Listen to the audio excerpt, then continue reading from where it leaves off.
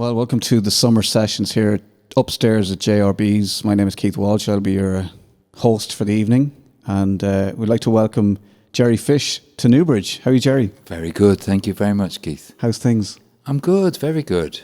Do you have any obvious connection with Newbridge? Or I know you play here a lot. Well, with the O'Sullivan family, Celine O'Sullivan would have done a lot of artwork with an Emotional Fish and Holly. So I'm friends with a family. And I don't think there's a place in Ireland that I haven't been quite a bit, you know. You have to be, if you're to be a musician, a successful musician or a politician, you have to have a connection in every town and county in the country. Yeah, politicians and we shouldn't mix those two together. Definitely not. It does work. Listen, I suppose I don't want to bring the mood down, but how was lockdown for you, and how are you coping with it, and how are you feeling about getting back out there? I think, like a lot of people, there was a series of lockdowns. So the very first one, I think we all realised, we worked too hard, and life's, a bit too stressful. We were kind of all going a little bit too quick. So it felt natural. I'm lucky I live in the country, so, I really did hear the birds sing and kind of, I really enjoyed it. We had a nice little sunny spell, and I have a 1970 caravan that I restored for the festivals, and we had a holiday in that in the garden, So that was nice to reconnect with the family, and I think a lot of people are realising they, had neglected those sort of things. So that was fun, and as it went on, I guess like everyone, it was a little bit of a roller coaster. Is it ever going to end? I think. I have dropped out of music before, so I just saw an opportunity to drop out. I didn't really like a lot of the online stuff that was happening. I didn't see why we were giving away free gigs after the trouble giving away free music got us in, So I kind of, and I couldn't also understand how you could tour. How can you tour? I mean, I make my bread and butter from a lot of small theatres in Ireland, so how do you tour like Wexford and Waterford by live streaming? It's not possible. So I really dropped out, and I got stuck into building projects, basically. Yeah. What were you building? I have a big granite barn. I live in a kind of pre-famine house on Mount Leinster where the last wolf was killed, so I'm there to keep her company in 17-something or other.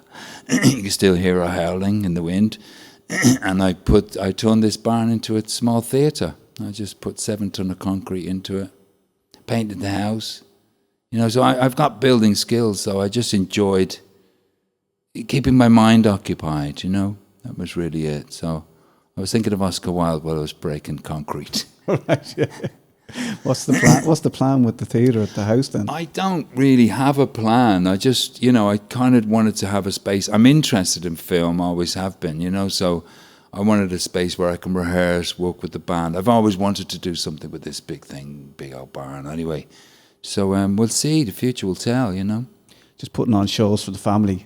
Yeah, as I say, I'm interested in film, and I've got all the props from my stage at the Electric Picnic, the Jerry Fish Electric Sideshow. So, I have lots of, and so many wonderful performers are friends of mine. So, who knows? I might do my own little TV show. Who knows? Yeah, why not? There you go. Totally. I'd watch it. Thank you, Keith.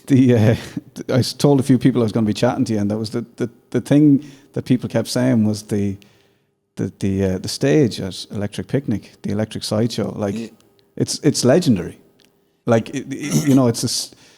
It's nearly as big as Electric Picnic itself. It is. I mean, it is a festival within a festival. We do our own thing. We don't follow the trends of, what's going on around us. We do our own thing, and I guess it comes from a love of circus and sideshow, and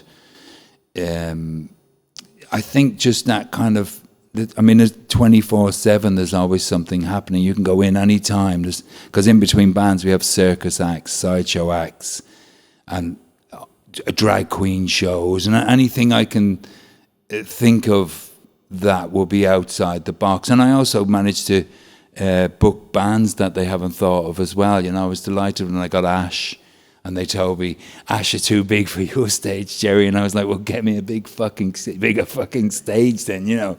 So I love kind of, it is a festival within a festival. And our creed is unity through diversity. So we really want to kind of, you know, give everybody a kind of angle there, you know, and the stranger you are, the more welcome you are, really, you know. Because we're all a little strange, let's face it, especially at Electric Picnic, you know. It's the place. It's the place to be strange. Let your hair down, yeah. If you're not strange, you're standing out. I was in 2020 about to create Fishtown. So the next time I'm at the picnic, I'll be creating Fishtown, and we want to make our own rules there. You know what I mean? I want to have my own law. We even have a police force. The Pony Girls are going to be our police force. So, you know, I kind of like creating that festival within a festival, so you can hang out there, you know, and I've no laminates to go backstage or anything, so a lot of bands that have played there, you know, just come year upon year just to hang out. It's a safe space to hang out, you know. And that's, I suppose that brings me on to the fact that I've always thought of you as a real grafter. Like, you know, the music industry isn't easy, and you have to sort of kind of find your own path, but you have to forge it, really. You definitely do, yeah. You seem to cotton on to it at some point early enough in your career. Well, if I'm doing this, I'm doing it my way, and I have to do all the pushing and the knocking on doors and the creating.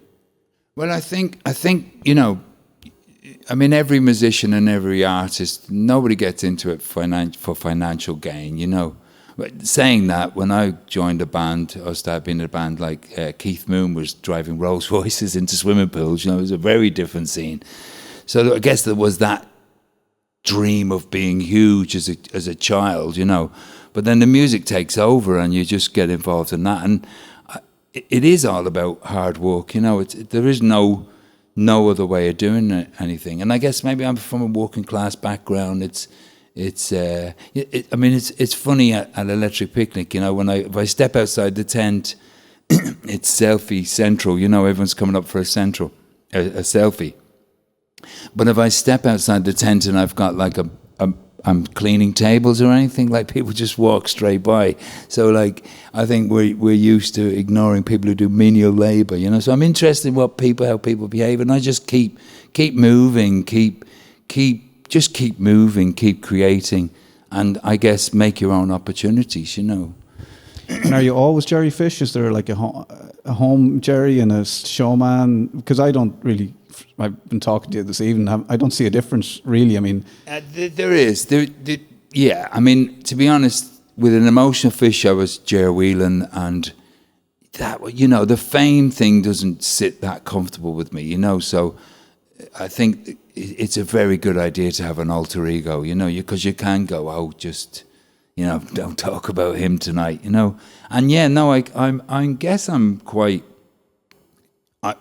shy a lot of the time, to be honest. And I think, again, a lot of artists are.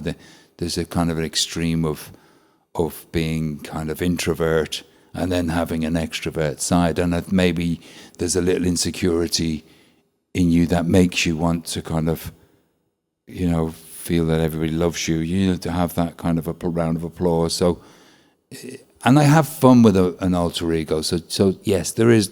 I'm not Jerry Fish 24/7. You know, that would be a nightmare. Maybe for the people around you, your nearest and dearest, especially for them. Yeah, that's who I'm thinking about. But even for me, you know, it's like, you know, you don't. No, you can't keep this shit up. You know what I mean? Well, you're starting to grow into yourself.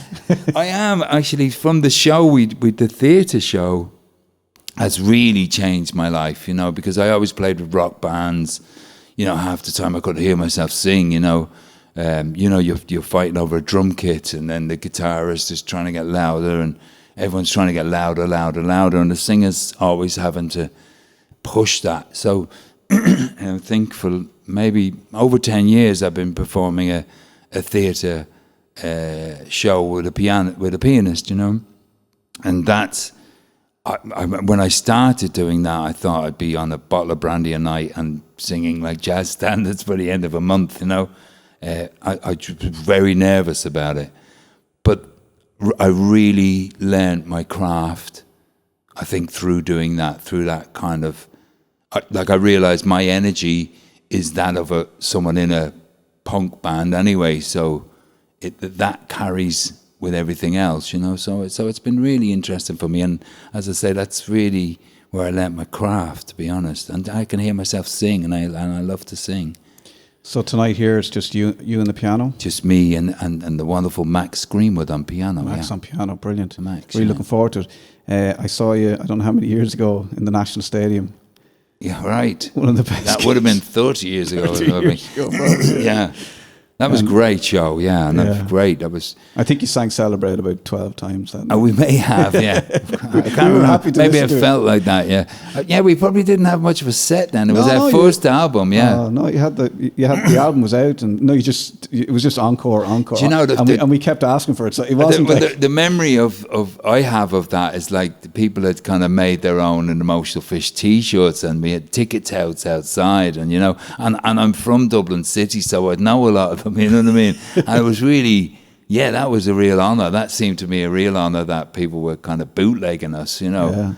Yeah. I remember that as a big night, because I think around the time Primal Scream might have played the next night or the next weekend as well. Yeah. So it was a great time for. It was a great time to be involved in music. It was so much energy, and it was probably the last great wave, really. You know, I mean, Sonic Youth made a film 1990, the year that punk broke. You know, and I think there was that element of, you know, we'd all been kind of little punk rockers, and there was a massive energy from like grunge in America, Nirvana, and then the Happy Mondays and all the kind of stuff that was coming over from the UK, which I loved. I loved the Mondays. You know, we were lucky to play with them a couple of times, and I love seeing Sean and Bez coming back. You know, even if it is in Gogglebox. On the telly. I love it. I love it.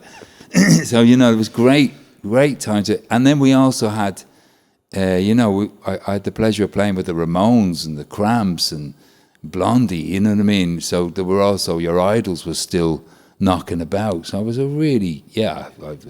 feel very privileged to be in an alternative rock band then, you know? Yeah. Well, you're a legend of Irish music anyway. And hopefully, have you any plans for new music, or you? I have a couple of records I'm working on. I mean, I think this is also a very interesting time. What I've noticed more than anything is the fans have been amazing, you know, kind of, and they really, I guess, have missed music, and it's lovely to feel that. And I think the future is in getting our fans to fund stuff for us, like the likes of Patreon and things like that. So I think that's a good and healthy thing, you know, it's rather than create millionaires. And I think in the music business, you know, kind of give people a living. And I think the other thing people realised is that when you're on TV, doesn't mean that your mortgage gets paid completely, you know, wiped off the slate. It's like, you know, a lot of us are tradesmen, really. We're making what a tradesman makes, and that's been lovely. That kind of exposure is, I think, important. It's been very good, you know. So I try and see the positive and the silver lining in every cloud, you know, and I really do. I often say, because I'm so dark anyway, I just can't afford to go any dark. No, I can't go.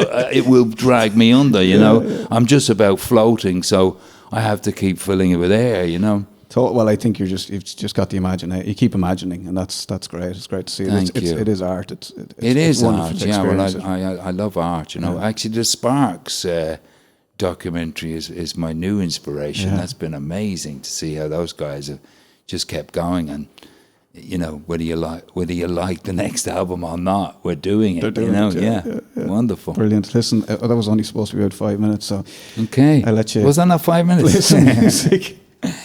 Brilliant. Thanks very much. Welcome to Newbridge, and welcome to Upstairs at JRB's. Jerry Fish and Max will be joining. Thank you, Keith. Well. Thank you. Thanks.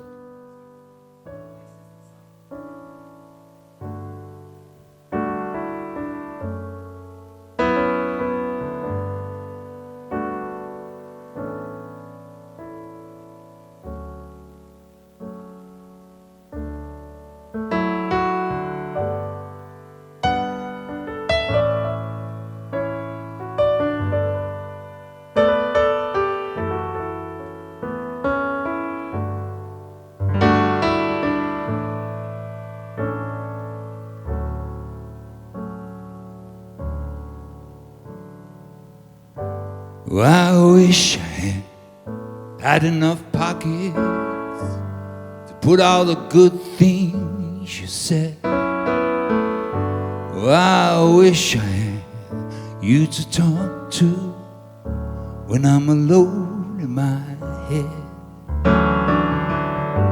Well, I wish I had no secrets. I wonder how I would survive. Well, I wish I had a fleet of guardian angels and a house in the sky. I want to be more than I am. Well, I want to be your Superman.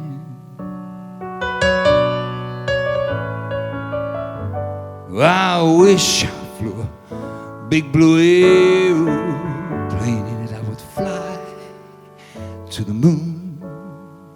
Well, I wish I could make it all come together.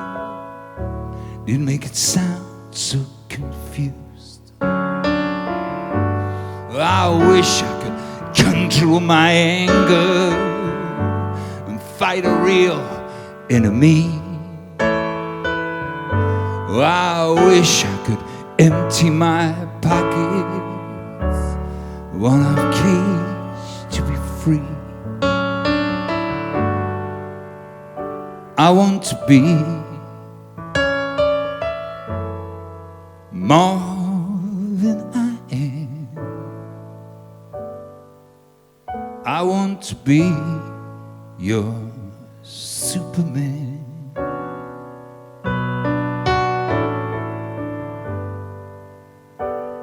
I want to be more than I am. I want to be your Superman.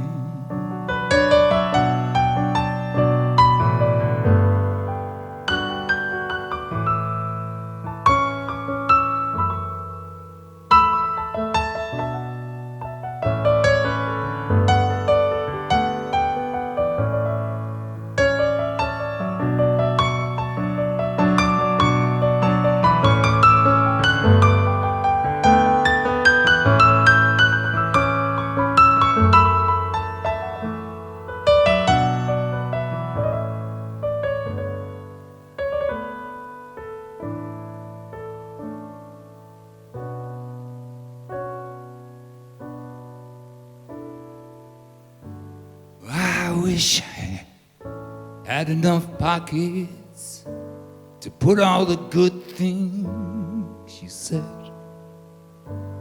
I wish I had you to talk to. Now I'm alone in my head. I want to be more than I am.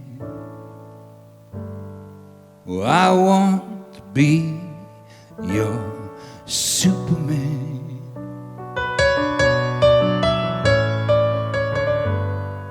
Well, I want to be more than I am. I want to be your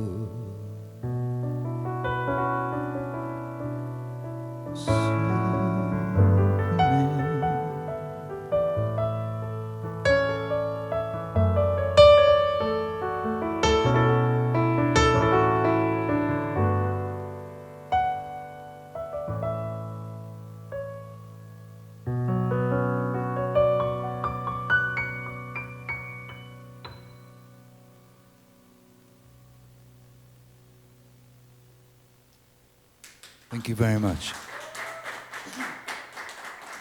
Max Greenwood on piano, ladies and gentlemen.